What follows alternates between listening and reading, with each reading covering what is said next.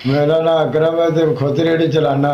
बच्चा है मेरे को मजदूर है बेटा, बड़ा मेरा बेटा किराए तो मकान है, मैं खुद रेहड़ी गुजारा नहीं है, मेरे को नहीं ले जाती।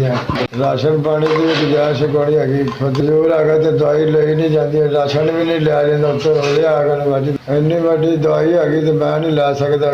साड़ी मेहरबानी भाजी मैंने दवाइयां ला दो, बस कोई मदद कर दे भाजी।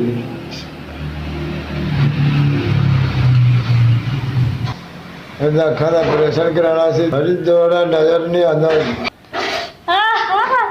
उन्होंने चेक कराया से तो उन्हें कहा ऑपरेशन होगा जो कि नहीं है, ही घर आ गया। जाने की खैर करे, 1000 रुपया दिता है बच्चे, अपने बच्चे पास मैं दवाई ले लेंगे, राशन भी पवा लवाना।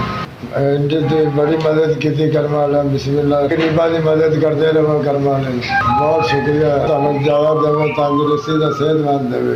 घर मेरे 5000 रुपया मिल गया।